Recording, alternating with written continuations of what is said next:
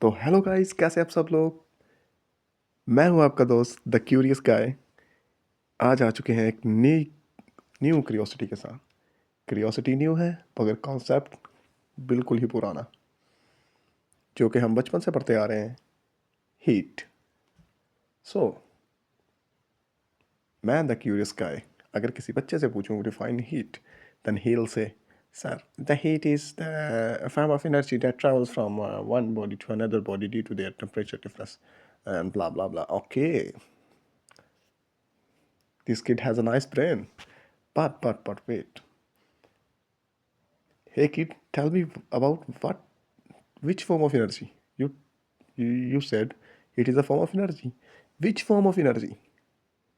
मगर नहीं, कोई भी नहीं बताएगा कि heat is which form of energy. अगर मैं कहूँ कि हीट एनर्जी है ही नहीं, फिर बताएंगे आपको आज आपकी इस वीडियो में।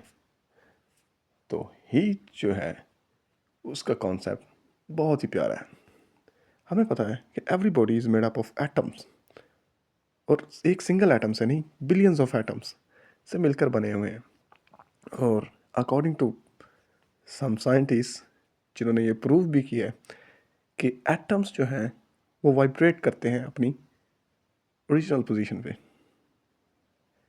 एंड दिस वाइब्रेशन, ये वाइब्रेशन क्यों होती है, is due to their thermal energy, या हम जिसे कह सकते हैं कि थर्मल काइनेटिक एनर्जी।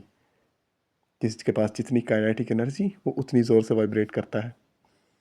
और ये काइनेटिक एनर्जी क्या होती है? This is the temperature according to kinetic molecular theory of gases.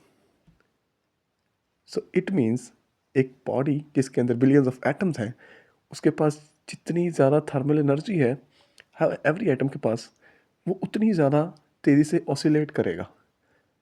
ठीक है, ये तो बात होगी थर्मल एनर्जी की। तो हीट कहाँ से आई सर इसमें? बताते हैं। हीट, अब एक बॉडी के पास बिलियंस ऑफ एटम्स हैं, एवरी एटम अपनी थर्मल एनर्जी के अकॉर्डिंग वाइब्रेट कर रहा है। सो जब वो बॉडी किसी और बॉडी के कांटेक्ट में आती है, तो वो अपना जो थर्मल एनर्जी की वजह से जो ऑसिलेट कर रहे हैं एटम्स, वो उस बॉडी के एटम्स से कोलाइड करते हैं, और इस कोलिजन की वजह से अपना वो मोमेंटम ट्रांसफ़र कर देते हैं उसको, सामने वाली बॉडी के एटम्स को। तो क्या वो मोमेंटम ट्रांसफ़र कर रहे हैं? उनकी ऑसिलेशन तो थर्मल एनर्जी की वजह से थी। यस, उन्होंने वो थर्मल एनर्जी ट्रांसफ़र की।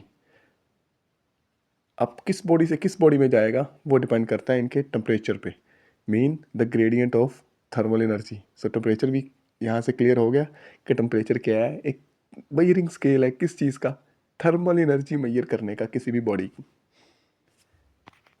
सो सो हीट का क्या हुई इसमें? हीट क्या है? हीट कुछ भी नहीं है। हीट जो है वो उस फेज़ का नाम है जिस फेज़ में वो थर्मल एनर्जी ट्रांसफ़र हो रही थी।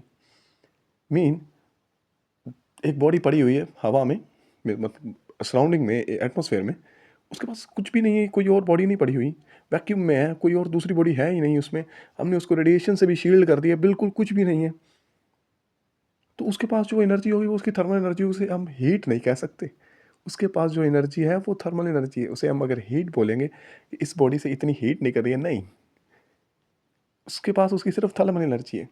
अब जब वो किसी दूसरी बॉडी के कांटेक्ट में आएगी, वो अपना थर्मल एनर्जी उसको ट्रांसफ़र करेगी। सो वो जो जितनी अमाउंट ऑफ एनर्जी उसने ट्रांसफ़र की है, और वो ट्रांसफरिंग करते वक्त कर तो वो थर्मल एनर्जी ही ट्रांसफ़र कर रही है, बट उस दौरान उस थर्मल एनर्जी को हम थर्मल एनर्जी नहीं कहते, उसे हम क्या कहते हैं? Heat. So heat is nothing, it's a form of energy, which energy? Thermal energy. And ये फॉर्म कब आती है? जब वो ट्रांसफ़र होती है from one body to another body. और ट्रांसफ़र क्यों होती है? क्योंकि उनके दरमियान टेम्परेचर डिफरेंस। अब टेम्परेचर डिफरेंस क्या है? उनके दरमियान थर्मल एनर्जी का डिफरेंस। तो थर्मल एनर्जी का डिफरेंस क्या है? तब उनके दरमियान जो ऑसिलेशन मोशन है उसका डिफरेंस। सिंपल था ना?